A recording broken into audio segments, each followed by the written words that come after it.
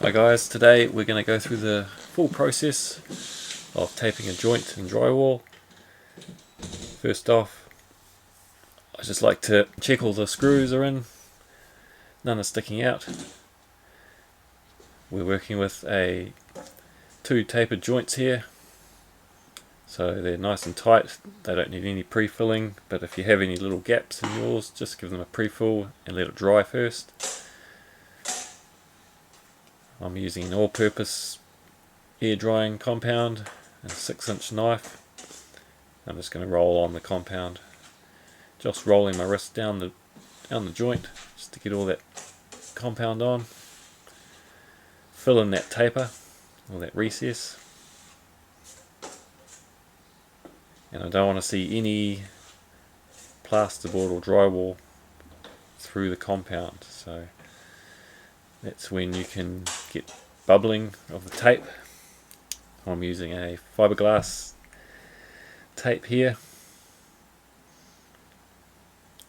and then we're just going to embed that tape into the compound, and then I'm just going to start by working my way down and then pushing the tape into the compound, coming back up to the top and finishing at the top.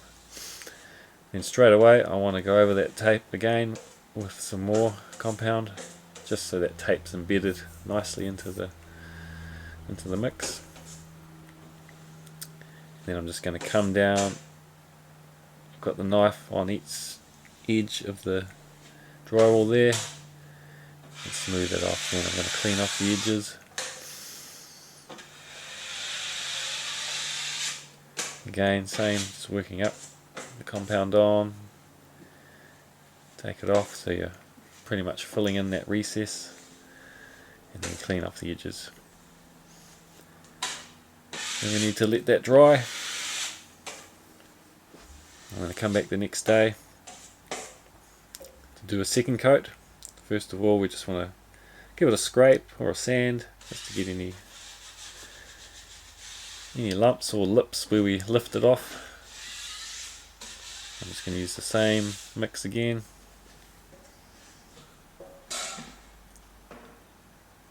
This is a ready mixed multi-purpose compound, so it can be used for all 3 coats. And I'm going to use my 11-inch trowel. I'm using a curved trowel. You can use a flat trowel. The reason I use a curved trowel is just while I'm pressing on it, it'll end up pressing to a nice flat, and it'll also clean the edges at the same time. So you're just going to roll that mixture on, roll that compound on, roll the wrist as you're putting the plaster on, then come up and take it off again.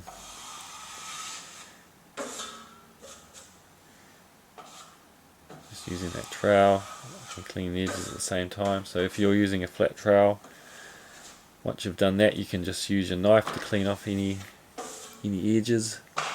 Want those edges nice and flat. And then we'll let that dry overnight, and we're back the next day, and we're just going to scrape where we lifted off there. It's easier to scrape off lips and try and take them off while it's wet.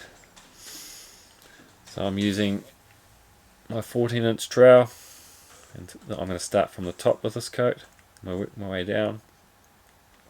It's no right or wrong, you can start from the bottom. I like to come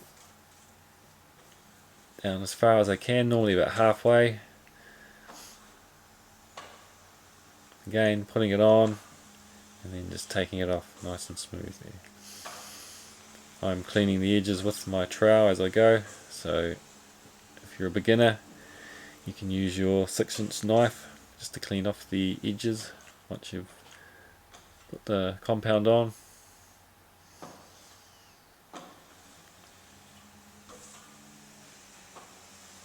And I'm just coming up with one lift off there.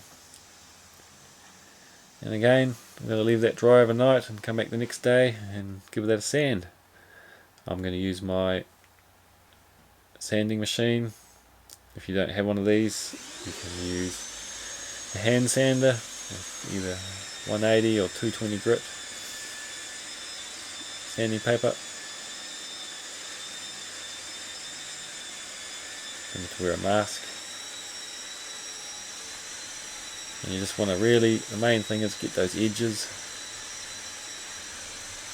taking the edges off, and just give it a couple of passes up the centre there.